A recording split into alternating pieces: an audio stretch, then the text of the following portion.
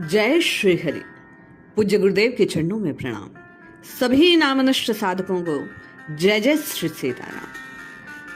परम पूज्य सेठ जी श्री जयदयाल जी गोयनगा के एक लेख से हम आप जानने का प्रयास करते हैं कि भगवान की प्राप्ति कैसे हो। आप और मैं निरंतर राम राम राम राम जपना चाहते हैं। इस लेख के माध्यम से हम आप जानते हैं कि निरंतर नाम कैसे जपा जाए, कैसे भगवान की प्राप्ति हो। हम आप प्रारब्ध से छूट कैसे श्री हरि में विलीन हो सकते हैं। पूज्य सेठ जी लिखते हैं, मनुष्य जन्म सबसे उत्तम और अत्यंत दुर्लभ और भगवान की विशेष कृपा का फल है। ऐसे अमूल्य जीवन को पाकर जो मनुष्य आलस्य, भोग, प्रमाद और दुराचार में अपना समय बिता देता है वह महान मूढ़ है। उसको घोर पश्चाताप करना पड़ता है। 6 घंटे से अधिक सोना एवं भजन, ध्यान, सत्संग आदि शुभ कर्मों में उघना यही आलस्य है। करने योग्य कार्य की अवहेलना एवं इंद्रिय, मन, बुद्धि और शरीर से व्यर्थ चेष्टा करना प्रमाद है। शोक, स्वाद, आराम से बुद्धि, इंद्रियों के विषयों का सेवन करना भोग है। झूठ, कपट, हिंसा, चोरी, जारी आदि शास्त्र विहित आचरणों का नाम दुराचार यही पाप है। अपने हित की रक्षा करने वाले मनुष्यों को इन सब दोषों को मृत्यु के समान समझकर सर्वथा त्याग करना चाहिए। हम आप बार बार संतों की वाणी को श्रवण करते हैं और जानने का प्रयास करते हैं, जिज्ञासा रखते हैं कि क्या करना चाहिए। सेठ जी ने प्रथम अंश में इस बात को प्रकट किया कि क्या ना करना अधिक महत्वपूर्ण है। इन सब बातों से बचकर साधक निश्चय भगवत प्राप्ति की ओर उन्मुख हो सकता है। पूज्य सेठ जी कहते हैं, क्लेश, कर्म और सारे दुखों से मुक्ति, अपार, अक्षय और सच्चे सुख की प्राप्ति पूर्ण ज्ञान का हेतु होने के कारण यह मनुष्य शरीर 84 लाख योनियों में सबसे बढ़कर है। भक्ति, ज्ञान, वैराग्य, सदाचार, मुक्ति और शिक्षा की प्रणाली सदा से बतलाने वाली होने के कारण यह भारत भूमि सर्वोत्तम है। सारे मत मतांतरों का उद्गम स्थल, विद्या, शिक्षा और सभ्यता का जन्मदाता, स्वार्थ त्याग, ईश्वर भक्ति, ज्ञान, क्षमा, दया आदि गुणों का भंडार, सत्य, तप, दान और परोपकार आदि सदाचार का सागर, सारे मत मतांतरों आदि और नित्य होने के कारण वैदिक सनातन धर्म सर्वोत्तम धर्म है। केवल भगवान के भजन और कीर्तन से ही अल्प काल में सहज में ही कल्याण होने वाला कलयुग सर्वोत्तम युग है। ऐसे कलिकाल में सर्व वर्ण आश्रम जीवों का पालन पोषण करने वाला होने के कारण सर्व आश्रम में ये गृहस्थ आश्रम अति उत्तम है। पूज्य सेठ जी कहते हैं, यह सब कुछ प्राप्त होने पर भी जिसने अपना आत्मोद्धार नहीं किया वह महान पामर और मनुष्य रूप में पशु के समान है। उपयुक्त सारे संयोग ईश्वर की अहेतुकी और अपार दया से प्राप्त होते हैं, क्योंकि जीवों की संख्या के अनुसार यदि बारी का हिसाब लगाकर देखा जाए तो इस जीव को पुनः मनुष्य का शरीर लाखों करोड़ों वर्षों बाद भी शायद ना मिले। वर्तमान में मनुष्यों के आचरण की ओर ध्यान देकर देखा जाए तो ऐसी ही बात प्रतीत होती है। प्रथम तो मनुष्य का शरीर मिलना कठिन, और यदि मिल भी जाए तो भारत भूमि में जन्म होना, कलयुग में होना और वैदिक सनातन धर्म को प्राप्त होना दुर्लभ है। इससे भी दुर्लभतर शास्त्रों में तत्व और रहस्य के बतलाने वाले पुरुषों का संग है। इसलिए जिन पुरुषों को उपयुक्त संयोग प्राप्त हो गया वे परम शांति और परम आनंददायक परमात्मा की प्राप्ति से वंचित रहे तो इससे बढ़कर मूढ़ता और क्या होगी। पूज्य सेठ जी कहते हैं, ऐसे क्षणिक, अल्पायु, अनित्य और दुर्लभ शरीर को पाकर जो अपने अमूल्य समय का एक क्षण भी व्यर्थ नहीं बिताते, जिनका तन, मन, धन, जन सारा समय केवल सब लोगों के कल्याण में व्यतीत होता है, वे ही जन धन्य हैं। वे देवताओं के लिए भी पूजनीय हैं। उन्हीं बुद्धिमानों का जीवन सफल और धन्य है। प्रथम तो जीवन है ही अल्प, और जितना है वह भी अनिश्चित। न मालूम मृत्यु कब आकर हमें मार दे। यदि आज ही मृत्यु आ जाए तो हमारे पास क्या साधन जिससे हम उसका प्रतिकार कर सकें। यदि नहीं कर सकते तो अनाथ की तरह मारे जाएंगे। इसलिए जब तक देह में प्राण है, मृत्यु दूर है, तब तक हम लोगों को अपना समय ऊंचे से ऊंचे काम में लगाना चाहिए। शरीर और कुटुंब का पालन पोषण, धन का संग्रह भी यदि सबके मंगल कार्य में लगे तभी करना चाहिए। पूज्य सेठ जी साधकों को चेताते हुए कहते हैं, शरीर और कुटुंब का पोषण, धन का संग्रह यदि ये भी मंगल कार्य में लगे तो करना चाहिए। यदि ये सब चीजें हमें सच्ची सुख की प्राप्ति ना करवा पाए तो इनका संग्रह करना मूर्खता और क्या है। देह पात के बाद धन संपत्ति कुटुंब की तो बात ही क्या, हमारे इस सुंदर देह से भी हमारा कोई संबंध नहीं रह जाएगा और हम अपने देह और संपत्ति आदि को अपने उद्देश्य के अनुसार अपने और संसार के कल्याण के काम में ना लगा पाएंगे।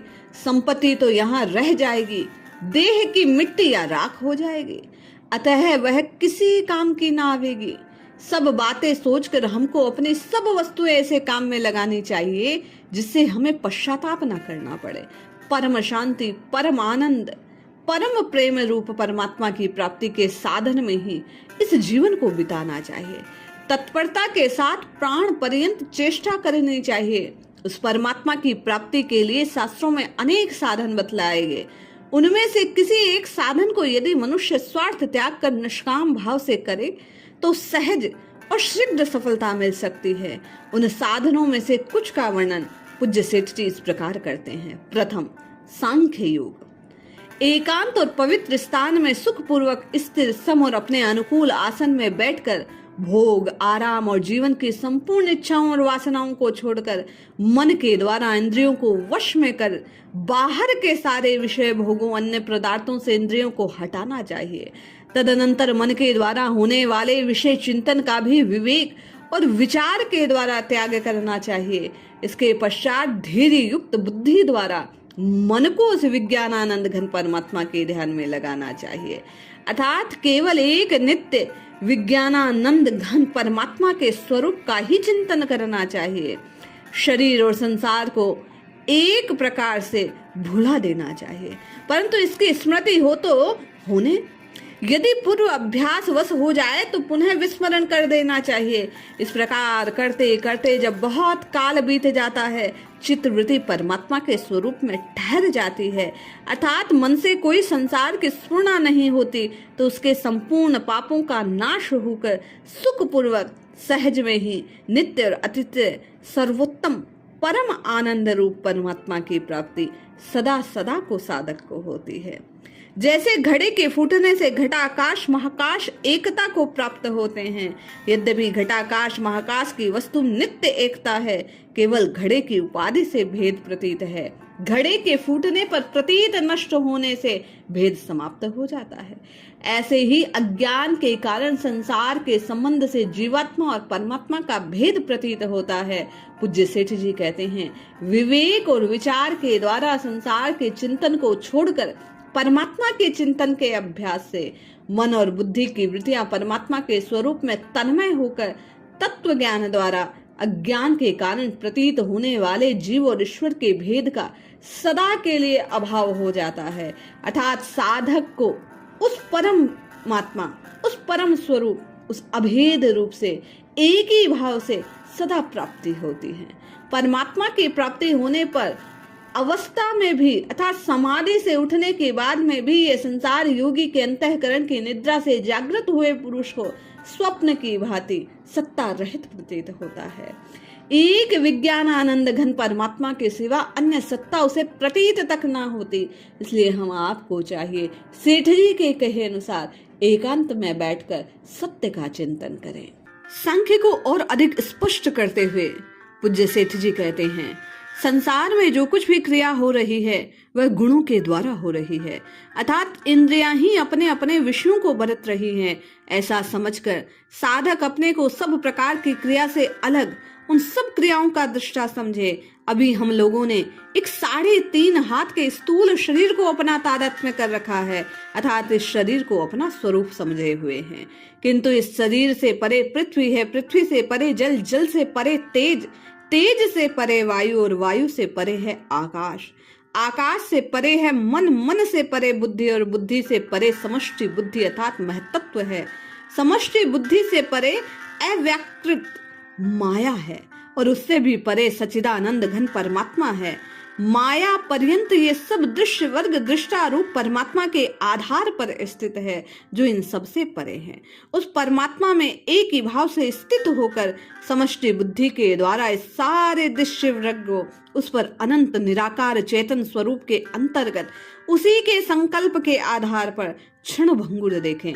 इस प्रकार का निरंतर अभ्यास करने से संसार का सारा व्यवहार करते हुए भी उसको एक ही भाव से परमात्मा की प्राप्ति होती है, अर्थात सबका अभाव होकर केवल एक परमात्मा शेष रह जाता है।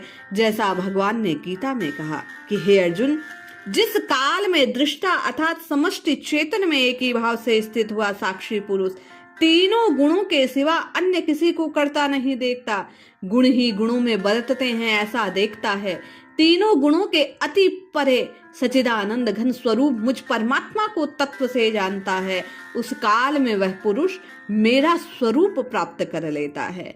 साधकों को कहने का भाव है, पूज्य सेठ जी मानो प्रकट कर रहे हैं कि हम आपको भी समूचे संसार को, इस शरीर को, सबको अपना ना जानकर केवल और केवल परमात्मा के उस सत स्वरूप का चिंतन करना चाहिए, उसी को सत्य जानकर उसका अनुसंधान करना चाहिए। सांख्य के तीसरे भाव को प्रकट करते हुए सेठ जी कहते हैं, साधक अपने संपूर्ण चराचर जगत के बाहर भीतर ऊपर नीचे सब और एक सर्वव्यापक विज्ञानानंद घन परमात्मा को परिपूर्ण देखे, अपने शरीर सहित इस सारे दृश्य प्रपंच को परमात्मा का स्वरूप समझे। जैसे आकाश में स्थित बादलों के ऊपर नीचे बाहर भीतर सब और एकमात्र आकाश परिपूर्ण हो रहा है, स्वयं बादल भी आकाश से भिन्न नहीं है, क्योंकि आकाश से वायु, वायु से तेज, तेज से जल के उत्पत्ति होने से जल रूप मेघ भी आकाश ही है। इसी प्रकार साधक अपने सहित सारे ब्रह्मांड को सब और एकमात्र परमात्मा से घिरा परमात्मा का जानकर, स्वरूप जानकर, उस परमात्मा की सबकी आत्मा होने के कारण निकट से निकट और दूर से दूर है, इस प्रकार का निरंतर चिंतन अभ्यास करते रहने से केवल एक विज्ञानानंद घर परमात्मा की सत्ता रह जाती है और साधक उस परमात्मा को एक ही भाव से प्राप्त हो जाता है। गीता कहती है, वह परमात्मा चराचर सब भूतों के बाहर भीतर परिपूर्ण है, चर अचर रूप भी वही है, वह सूक्ष्म होने से अविज्ञ है, अति समीप होने से और दूर में भी वही स्थित है। कहने का भाव, साधक को इस भाव को हृदयंगम करना चाहिए कि सब और सबके भीतर और बाहर हम आपके केवल और केवल सत्य स्वरूप में वह परमात्मा तत्व विद्यमान है, उसी का चिंतन मनन करना चाहिए, जिसके प्रभाव से एक ही भाव की प्राप्ति होती है।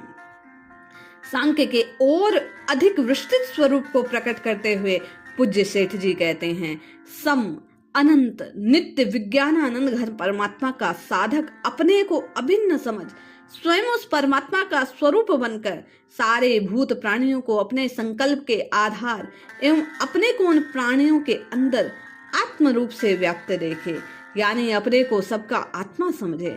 जैसे आकाश, वायु, तेज, जल, पृथ्वी इन चारों भूतों का आधार कारण होने से सब भूत आकाश में ही स्थित हैं, इन सब में आत्म रूप से अनुश्रुत होने के कारण आकाश इन सब के अंदर भी है, अर्थात जैसे स्वप्न का जगत स्वप्न देखने वाले के संकल्प के आधार पर है, वह स्वयं इस जगत से तद्रूप होकर समाया है, उसी प्रकार साधक भी चराचर विश्व को अपने संकल्प के आधार अपने को विश्व के अंदर आत्म रूप से देखे। ऐसा अभ्यास करने पर साधक को उस नित्य विज्ञानानंद घन परमात्मा की प्राप्ति हो जाती है।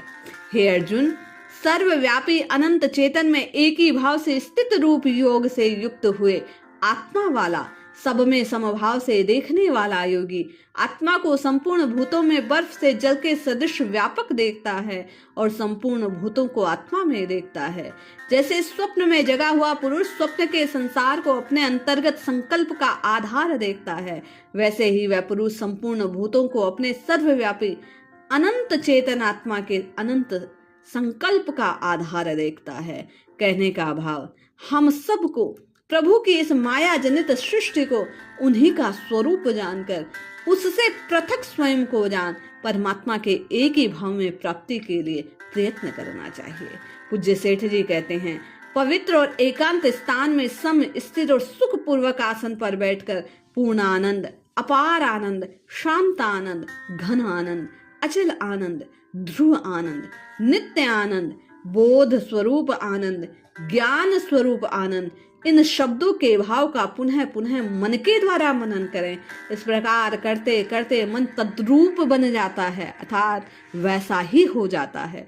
तब इन विशेषणों से विशिष्ट परमात्मा के स्वरूप का निश्चय होकर बुद्धि के द्वारा उनका ध्यान होने लगता है।